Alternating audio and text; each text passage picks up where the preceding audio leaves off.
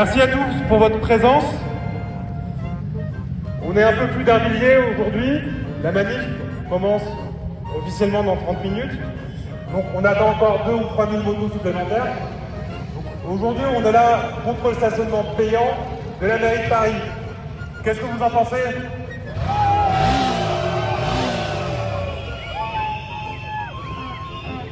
On l'a dit et redit, c'est une mesure qui est injuste.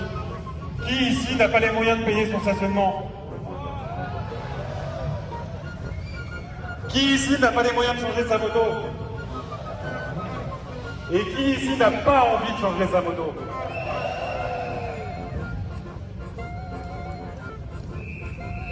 Donc, pour rappel, c'est une mesure qui est injuste. Pour ceux qui habitent en banlieue, vous allez devoir débourser entre 2 500 et 3 500 € par an juste pour garer votre bécane.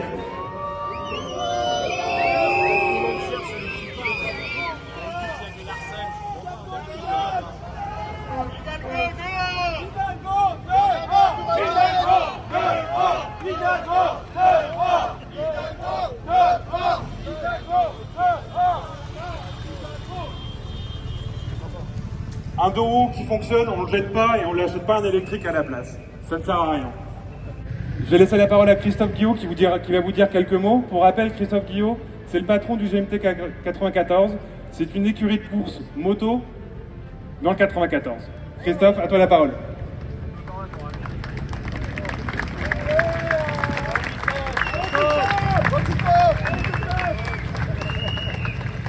Alors bonjour à toutes et à tous. Vous me pardonnerez, j'ai pris un petit papier parce que parfois je peux être bavard, donc je ne vais pas vous embêter trop longtemps.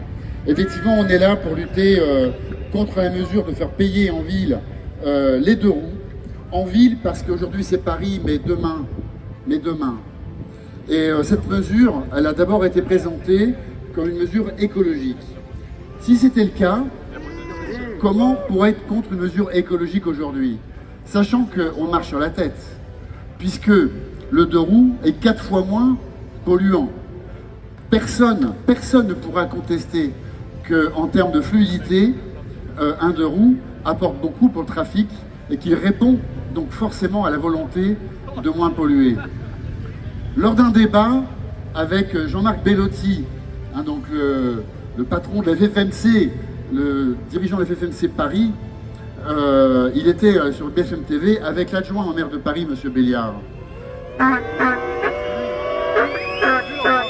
Et là, vous réécouterez parce que l'interview, elle est toujours en ligne. Je l'ai lu d'ailleurs sur le site de Moto Magazine. Et là, il se prend le pied dans le tapis quand même, M. Béliard. Parce qu'il commence par parler d'écologie. Donc là, Jean-Marc Bellotti dit rien, on parle d'écologie. Et puis après, on parle du prix. Et M. Béliard nous dit à Jean-Marc Bellotti, mais en fait, c'est pas si cher. C'est pas si cher. Donc ça veut dire que si tout le monde peut se payer le parking à Paris, elle est où la mesure écologique? Si ce n'est une seule taxe. Mais en réalité, l'adjoint au maire, derrière, il donne des chiffres. 90 € pour un salarié, pour quelqu'un qui irait simplement au travail, pour louer une place de parking près de son travail à Paris, ça serait entre 70 et 90 € par mois. Comment les gens qui vivent en banlieue, les travailleurs qui vivent en banlieue, qui sont payés au SMIC, vont pouvoir se payer ça? C'est pas fini. Vous êtes à votre travail, vous avez votre parking fixe à 90 € par mois. Vous voulez boire un café à Bastille ou à République avec les copains, il faudra repayer un parking. Donc en fait, on exclut les gens. Combien d'argent en plus pour aller boire un café? C'est exactement ça pour beaucoup de gens, ben ce sera fini. Clairement, cette mesure, elle exclut d'abord les moins riches. Il faudra toujours plus d'argent pour avoir accès à Paris. Et le pire est à venir. C'est pour ça qu'il est important d'être là aujourd'hui. Car les autres villes vont bientôt suivre la même voie. Il faudra encore plus d'argent pour accéder à nos villes. Clairement, taxer les scooters et les motos, bientôt, donneront des conséquences terribles sur les commerces et la vie des gens. Je vais conclure avec le maire adjoint, M. Béliard, qui se vantait d'avoir un sondage du Figaro pour lui. Mais la conclusion que je vous propose, ce sera justement un titre du Figaro. Un titre issu de l'interview de Éric de Seine, le grand patron d'Yamaha Europe. Ce titre, c'est « Ils sont devenus fous ». Fous, et ce sont les mots d'Éric de Seine, car il renie la liberté fondamentale de tous les citoyens, celle de circuler librement. Et il nous donne, pour conclure avec une note positive, parce qu'il y a toujours moyen de faire beaucoup mieux qu'ici, il nous donne l'exemple du capital et de villes où le sens politique et l'écologie font bon ménage. À Amsterdam, qui est bien la capitale du vélo, les voitures et les motos ne sont pas punies. Tout a été fait pour que la liberté, l'écologie et la sécurité soient associées. Et Éric de Seine rappelle surtout, et je terminerai là-dessus, que ça a été fait en concertation avec les usagers, ce qui n'est jamais le cas à Paris. Alors oui, ils sont devenus fous.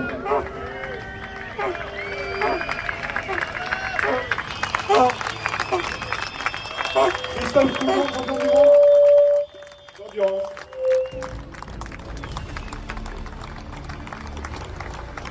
On m'entend? On est le 3 septembre, on est un samedi, vous êtes très très nombreux et ça fait plaisir. Et je vous remercie d'être là. Sachez que la mobilisation va continuer. On organise une nouvelle manifestation le lundi 26 septembre et on vous attend aussi nombreux qu'aujourd'hui. Merci à tous d'être là.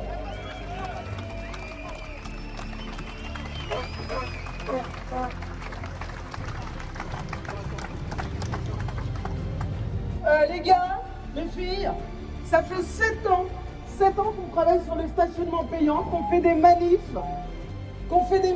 des actions. Donc aujourd'hui, en effet, on est très content de vous voir, aussi nombreux, mais le combat commence aujourd'hui, d'accord?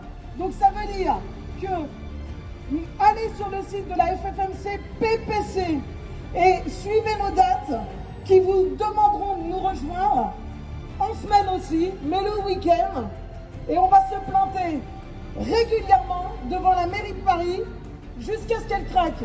Mais pour cela, il faut qu'on soit tous ensemble, parce que, comme on dit, en général, tout seul ne peut rien faire. Donc on vous demande cette fois-ci d'être présent, de faire ce que vous pouvez pour venir nous voir. On choisit exprès des horaires qui vous permettront de venir entre midi et demi et 14h. Ça veut dire que vous pouvez quitter votre travail à midi, venir nous rejoindre devant la mairie de Paris à midi et demi et repartir à 13h30 pour retourner travailler. Donc il n'y a pas d'excuse, sauf pour ceux, bien sûr, qui travaillent à Perpète-les-Oies. Mais ceux qui travaillent à Paris, soyez là s'il vous plaît. Soyons tous solidaires. On connaît que les motards, ils sont tous solidaires. Voilà, je vous remercie.